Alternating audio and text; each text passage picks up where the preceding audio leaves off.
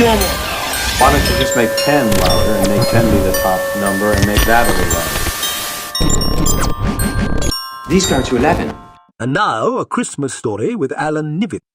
We were over in London, God, last millennium, let alone last century. And it was a week or so before Christmas. Right. And we were in to do maybe a couple of marquee shows, and I think we recorded them. But it was one of those fast trips where there was no messing about, no screwing around. You're doing interviews, you're doing this, you're doing that, sound check, gigs, and so anyway, Michael was complaining that he hadn't seen any of London.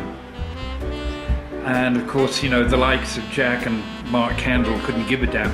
Kendall was only interested in where the nearest pub was. And as I recall, he went down to this pub and he got socked in the face and his cowboy hat got stolen. Jeez.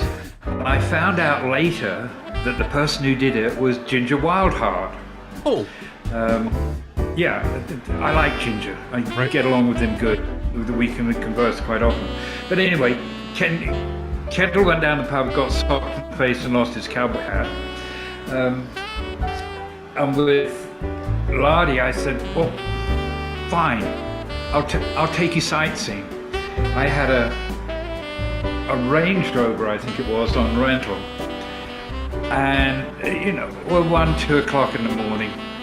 So off we go around London.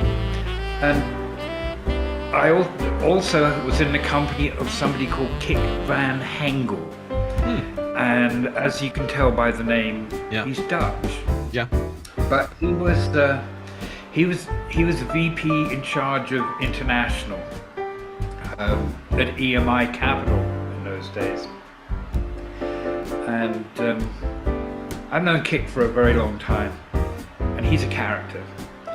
And before we set out, he got a pillowcase and he went through my miniature fridge in my hotel room and filled it with liquor miniatures.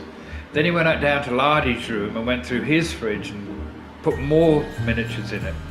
So off we went on a sightseeing tour, you know, and having a couple of bevies on the way.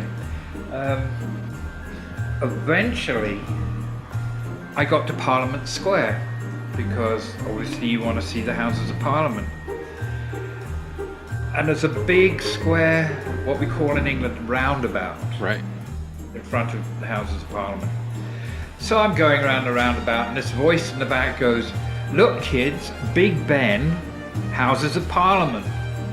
And of course we all triggered and went, oh, that's from that movie, European Vacation. Right. So driving, and after maybe 1 or 2 vodkas, I'm thinking to myself, well, that obliges me to go around at least once more. So round we went once, I think about the 4th time, and of course each time we went round, everybody in the car shouted, look kids, Houses of Parliament, Big Ben. Right. You know, we're being dumb drunk rock and rollers at 2 o'clock in the morning. Well, I think it was about the 4th or 5th time I was going around the roundabout, and suddenly this black car with black windows, big vehicle, came right in front of me and stopped me in the middle of the road. And before you knew what was going on, there were a whole bunch of guys with balaclava, face guards, and nasty looking little submachine guns surrounding the car. So I'm going, well, that's clever, now we've got problems. And Van Hengel said, stay in the car and don't say anything. And I went, hey, if you want to go out and get breathalyzed and deal with these guys, go ahead. And he went out. EMI is actually a big deal in England. It's more than just a record label. It's a huge electronics firm. Kik got out there, got his card out, explained he was at EMI, explained that we were just dumb Americans goofing off after a gig. And they came and looked in the car, they found a pillowcase full of booze. They actually let us go. They didn't arrest us, there was nothing, it was just like, go home, go straight home, stop goofing around. My question to you, Ruben, was, would that happen in this day and age? Absolutely not.